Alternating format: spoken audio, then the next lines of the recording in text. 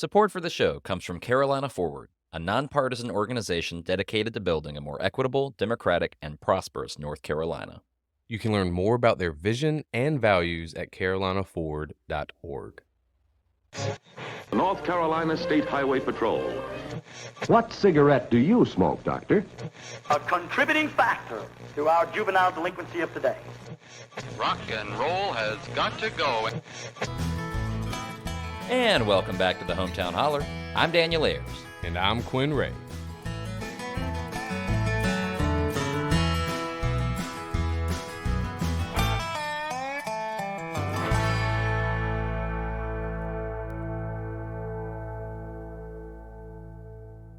Hey, man. Benghazi. I told you, I said I figured out how to respond to our intro now. Okay. I'm just going to meditate the week prior to our recording on just like what the word or phrase is going to be. You're going to say, hey, man, and then I'm just going to come back straight out of left field. And today it happened to be Benghazi. That's okay. I knew it would get you. And it got our guests too. Well, let's just jump right into it. Yeah, sure. So, and continuing on a theme, variations on a theme, it's Pride. Today we are speaking with Reverend Mark Sandlin. I'm super excited to have him here in the studio with us.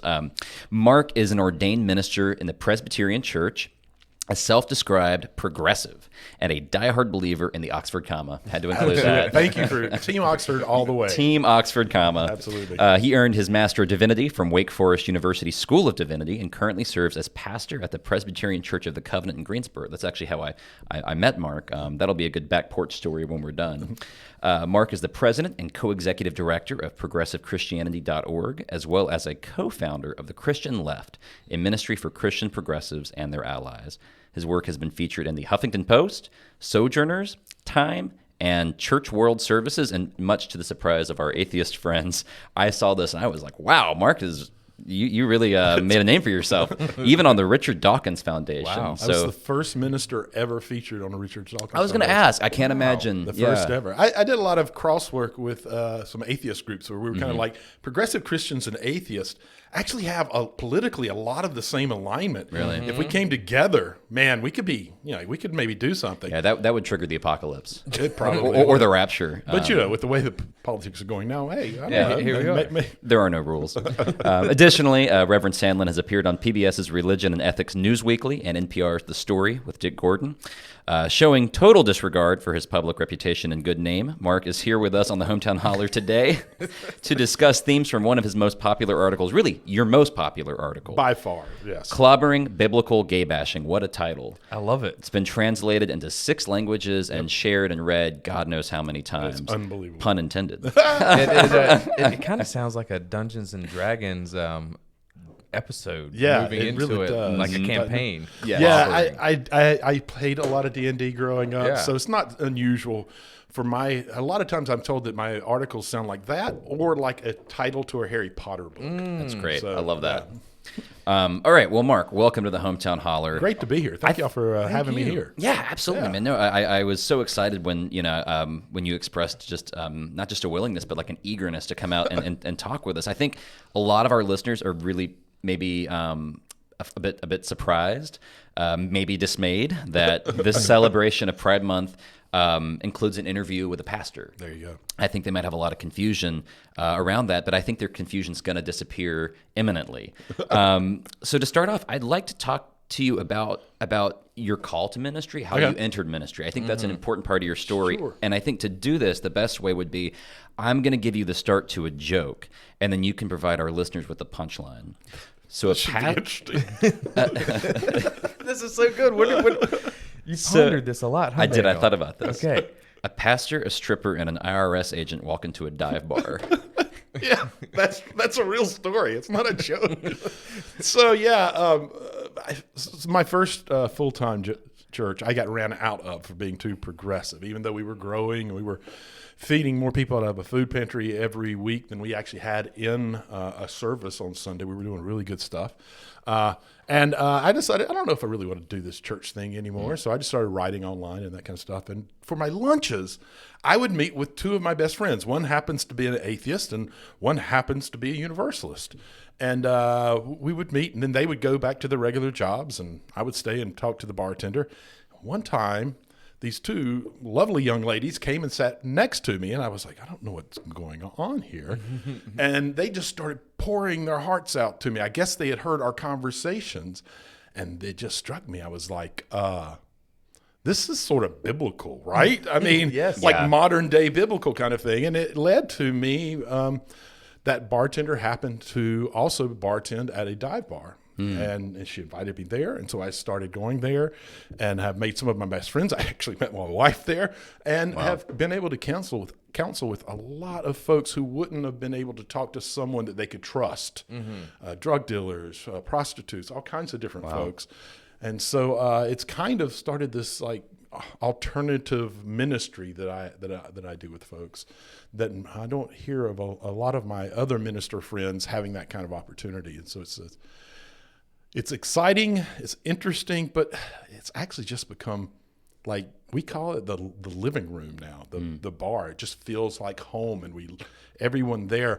I learned so much from them, not them from me, so much so that I had been working on and still kind of am a book that basically says that I'm a better minister because of the dive bar, watching those folks and how they interact with each other, and how much they actually care about each other, and how they don't judge each other over something that you're this way and I'm not that way. And instead of saying, oh, well, that means we can never get along. Right. It's like, you know what?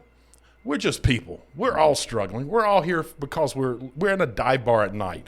It's not like life's perfect for us. Right. Right. Nobody's going to the dive bar at 2 a.m. on a Tuesday Right. because they just had the best day of their life. Exactly. Things are going well. And watching people bond and say, you know what, I got you. No matter what, I got you. It really has. It changed the way I see how community should look. And frankly, most churches have a lot to try to fix if you were to compare it, oddly enough, to the regulars at a dive bar.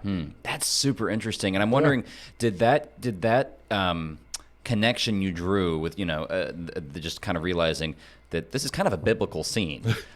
Was that something you drew in the moment, or was it kind of in hindsight you look back and you're like, okay, we have a tax collector and a woman of ill repute, or I mean, when did that realization come to you? It was just as they were leaving. Okay, wow, It literally was. so pretty instantaneous. Yeah, I suppose. Although Yeah. I think we talked maybe 2 hours that day. Wow. The two of them just sat there and just kept, all of their struggles and what was difficult in life. And but as they were leaving, truth is, I was supposed to that night go over to the Universalist house and cook dinner for him and his wife. He had two little kids who call me Mr. Mark, and we have the best time when we all get together. And I just called him and said, hey, look, man, I have been out way too late already today. We're going to have to do this another time, and you're going to love this story. Yeah, right. Well, that's great. I think that as much of anything, as much as anything, I should say, is going to give our listeners just kind of a shot glass, so to speak, of who you are, of kind of Long as it's bourbon. I don't. There you go. There you go. I like this guy. Yeah, absolutely. So that's who Reverend Mark is. That's your approach to ministry. That's your approach to your faith. To kind of go with that, do you think you could give us maybe a quick and dirty definition of as somebody who has studied Scripture, as somebody who thinks a lot about these questions, what is the definition of a Christian? That's a really fraught question. You want a quick and easy answer to a I know. question they write books about.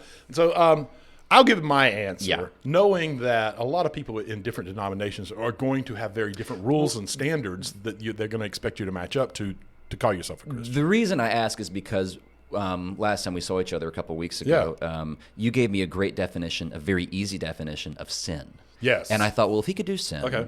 why not Christianity? Well, for Christianity, I'll give you mine. And mine, it's just as simple. Being a Christian means that you make the teachings of Jesus a priority in guiding the way you go about life. That's enough for me, knowing that one of the main points is to love one another. I don't think it has to be any more complicated than that. And I also think that can discount all the dogma that so many people say, you've got to believe this and this and this and this. No. As long as you're following the teachings of Jesus in some way and using it to guide your life and how you interact with other people. And believe he died on the cross for our sins. And, Not necessarily. oh, whoa. Okay. Yeah. Okay. Yeah, so you see, died on the cross for forgiveness of sins is kind of something that got added into belief and the text and everything.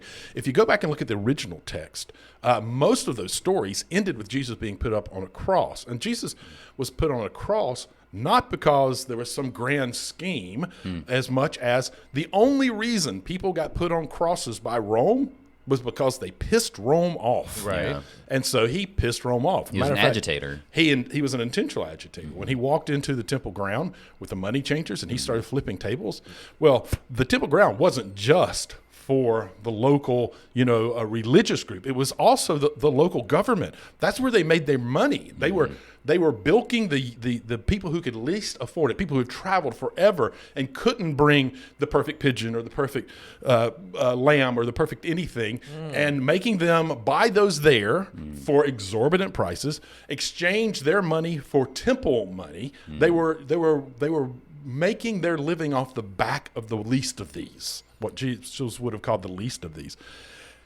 And there's this giant wall that surrounds that. And on that wall, because it was Passover, and they knew that Passover was when the Jews were escaping a very heavy-handed government, they had the Roman guard all around it. Jesus knew exactly what he was doing when he walked into that temple ground. Sure. He knew it was going to be seen, and he knew where it would lead. He knew it was going to end up on the cross. I would say he died to show us what life is supposed to be about. It's supposed to be about caring about people, particularly those who are marginalized. And he died to show us how far love will go in order to correct that problem.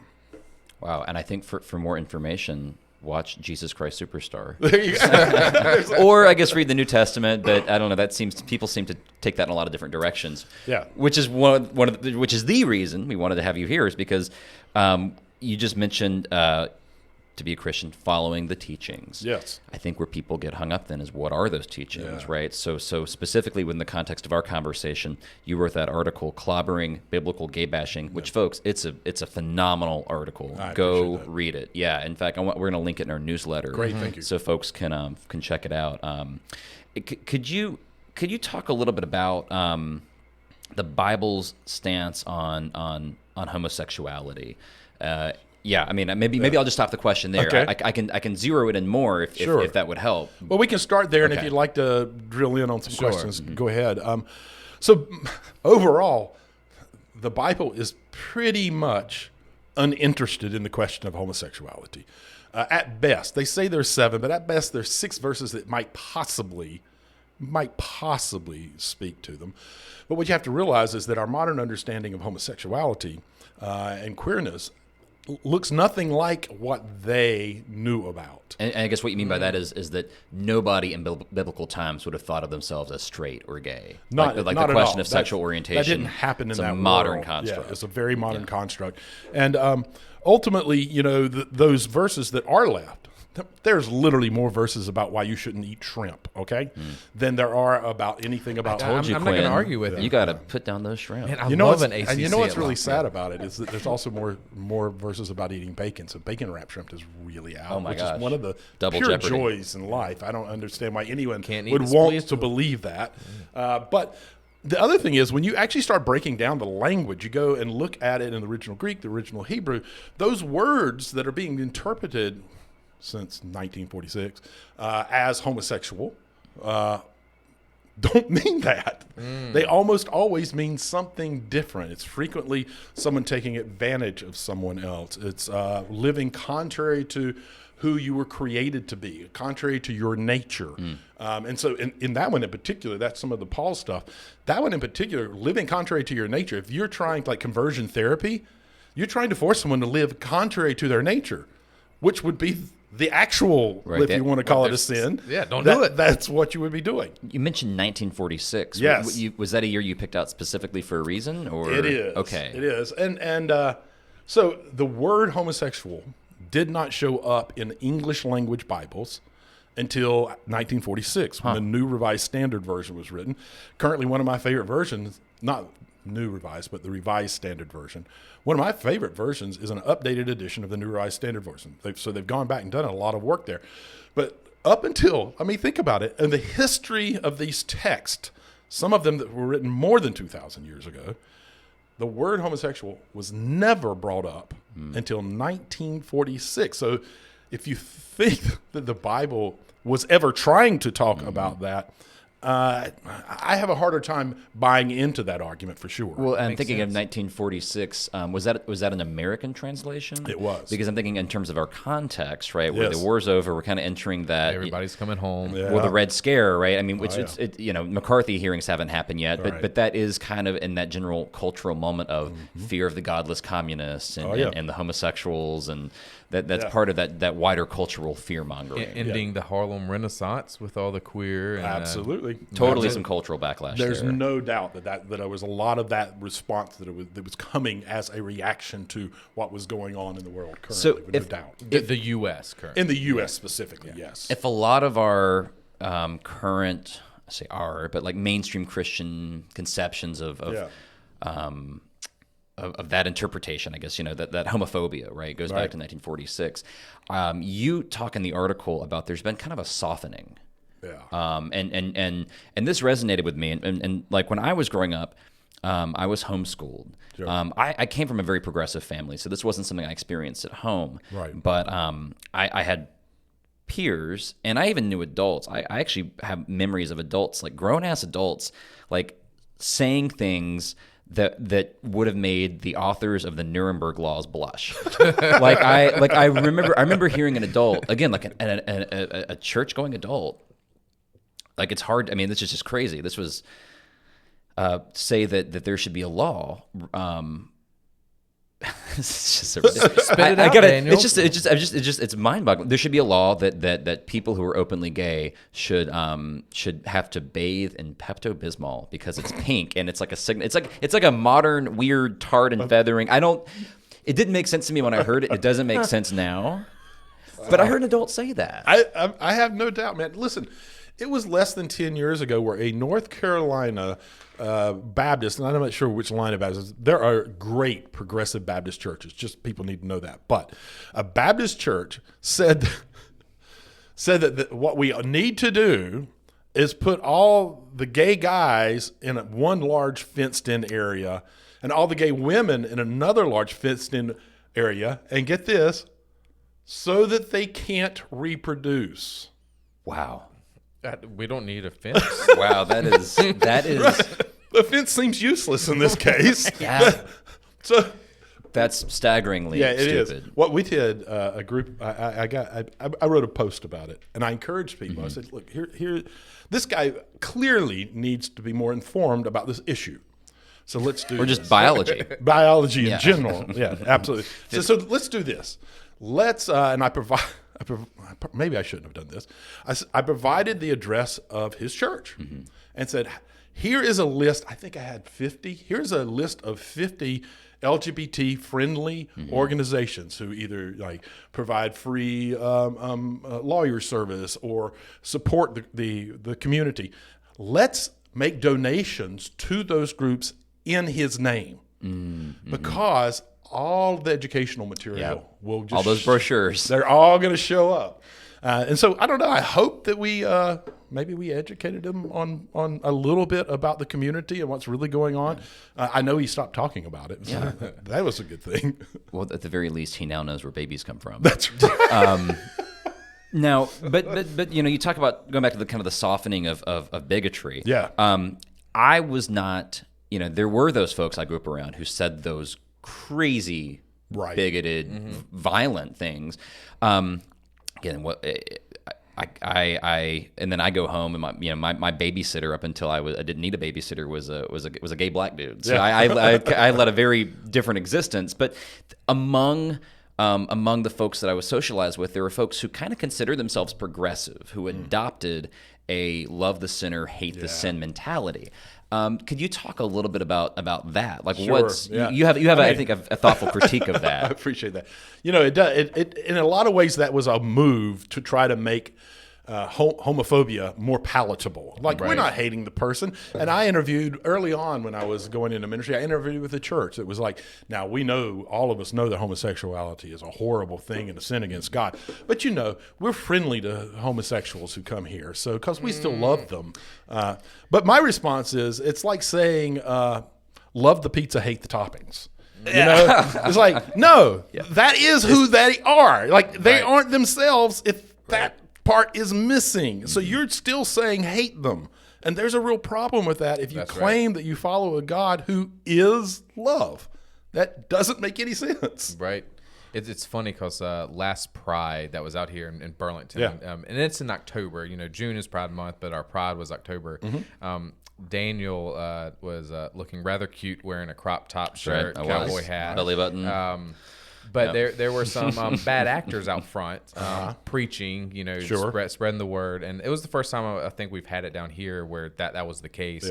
And funny enough, I find Daniel just sitting there just jabbering with this guy back and forth. We had fun. Yeah, I mean, it wasn't... Not just... You joined in. Yes. I mean, you can't have all the fun, Daniel.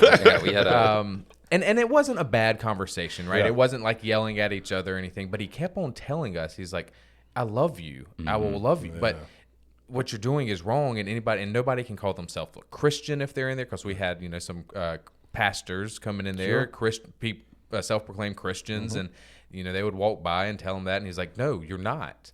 Right. And it's just really bizarre hearing somebody tell me, kind of like what you're talking about, like, I love you, but you're going to hell. Yeah, I love you, but I hate everything that's core and central about you. Right.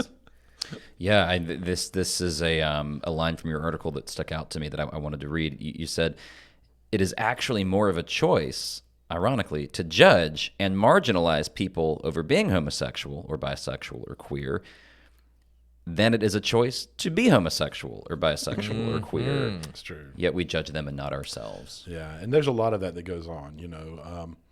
It goes back to, you know, take the log out of your own eye before you critique the speck in your neighbor's eye. And we do see a whole lot of that, particularly around really hot button topics like this, where someone is just so upset and they don't pause enough to realize that just in what they're doing, in their judgment, they're actually showing less love in the situation than those who are accepting a person for being exactly who they were created to be. Why do you think Christians get so a sin's a sin, right? And no sin's worse than the other sin type argument. But why are people so obsessed with homosexuality being like this just evil sin?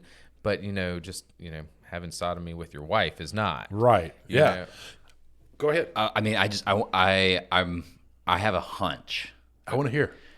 I think it's wrapped up in misogyny.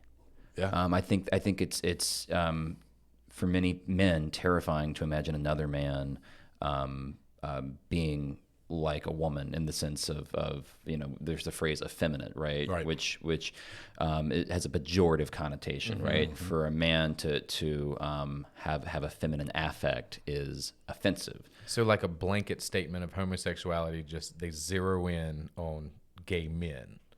That thought. Yeah, I mean, I think, I'll put it this way, right? Like, I think if a lot of the folks that I grew up with and who I referenced earlier, if we had been in a room and two women had walked through holding hands, I think it would have been a spectacle. I don't think they would have been disgusted. If two men had walked through the room holding hands, they would have gotten nauseous. Okay. I think you're right. I mean, I think that's an aspect to it. I don't think that explains the whole thing. I think there's an aspect to it, but I think it's that is an aspect of the need for control. Okay. The misogyny tends to come from a need to control, particularly control women or to control other men. So I think that's part of the problem or part of the reason it goes on. But I think there's also this thing that goes on in very conservative Christianity where I need to believe that who I am is what God wants. That way I'm guaranteed going to heaven. Right.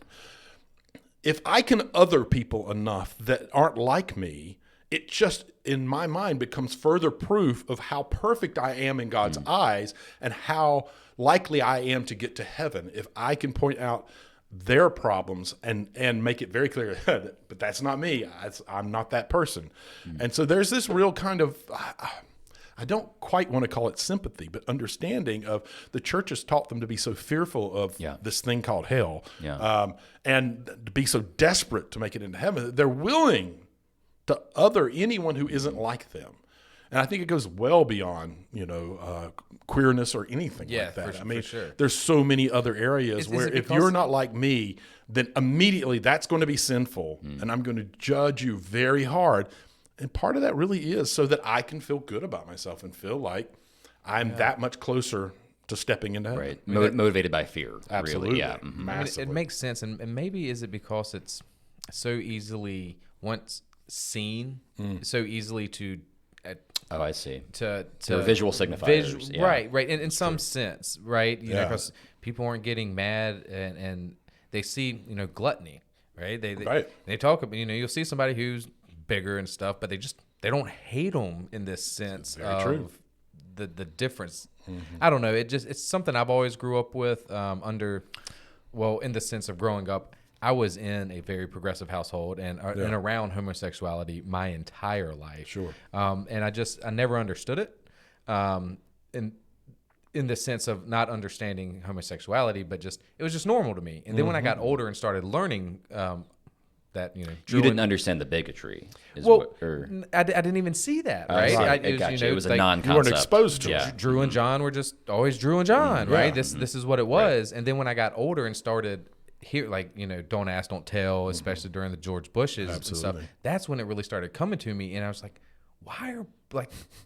and so that's why I asked the question, why are people just so zeroed in on homosexuality as just this evil thing? But Yeah, especially when you write about this in the article, we've gotten past so many other things.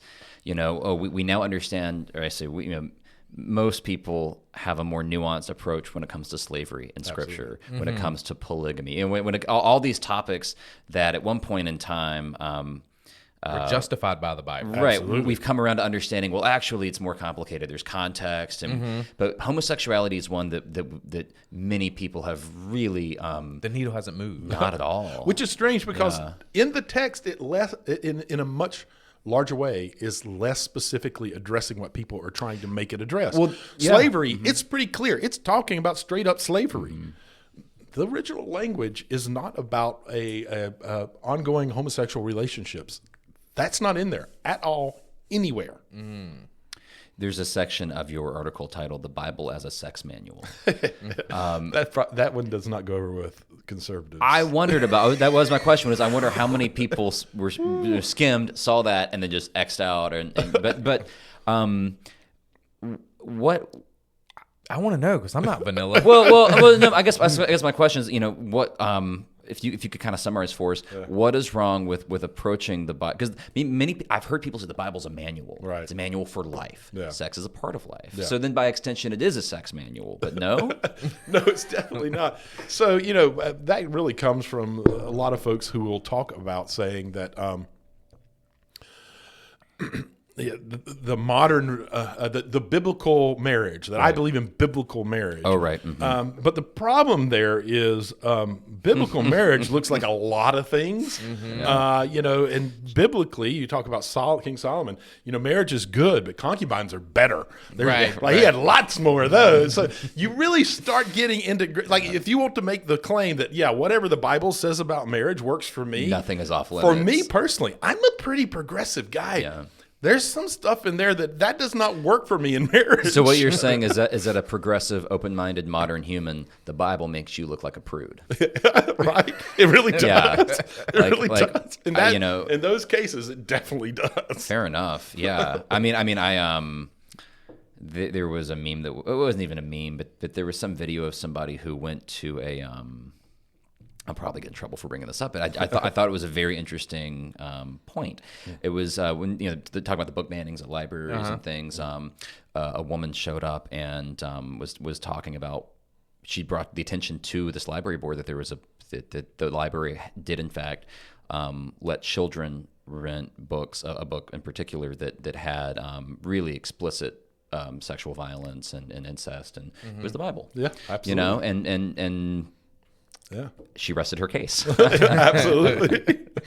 Quinn, did you have a question? No, I'm just enjoying how this organically is going. And I'm learning a lot, and I really want to see if I can take the Bible back to Kristen and be like, "We've got our sex manual, baby." Yeah, there you go. See how she takes it. Spice it up. And it also says I can have concubines. That's right. A lot of them. Yes. More concubines than wives. I mean, if Solomon, why not Yeah. Quinn?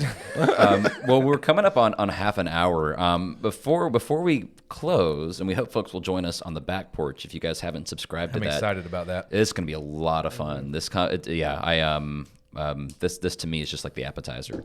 Mark, is there anything we didn't cover that you think is important for folks to know?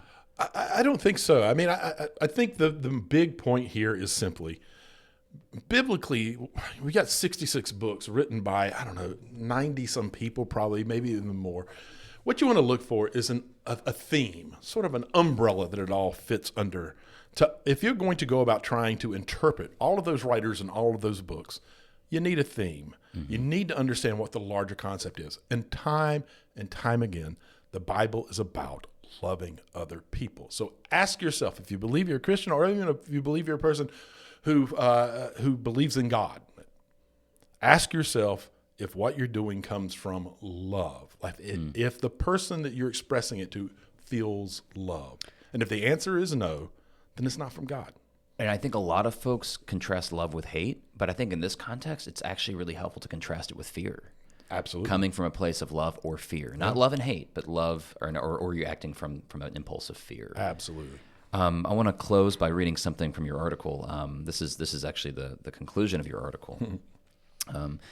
You end by saying, if you want to call homosexuality a sin, go ahead.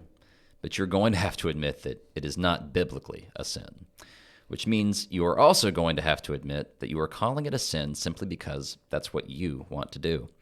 Because of that, you are going to have to admit that you are a sinner for using God's name for false pretenses. It's a little thing we like to call using God's name in vain. And then Paul has something to tell you.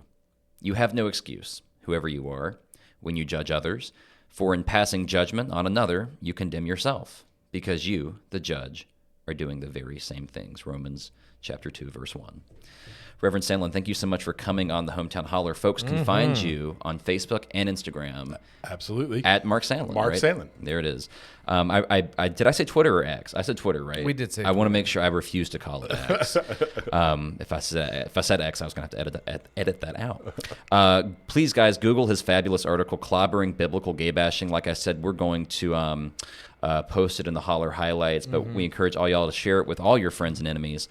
Join us on the back porch. Mark, we have a shirt for you. A special guest always gets a special gift, and it's a shirt from our friends at TS Designs. So they're a local apparel company, and they have this incredible business model that has a triple bottom line: people, planet, and profit. What that means is, instead of the average T-shirt that I might buy that has took 30,000 miles to get to me, this is under 800 miles, and it's all North Carolina cotton. That's cool. Fair pay all the way through, a transparent supply chain. There's a QR code you can scan and see who grew the cotton, who ginned it, and so we're really happy to share that with you. Wear that with pride. Listeners, don't forget to like, share, follow, subscribe. By boosting our content on social media, y'all help amplify important conversations like this one. Also, don't forget to sign up for the Holler Highlights, your weekly shot of Tar Heel politics delivered right to your inbox. Head over to the website and subscribe. And with that, Benghazi. Benghazi. See y'all next time.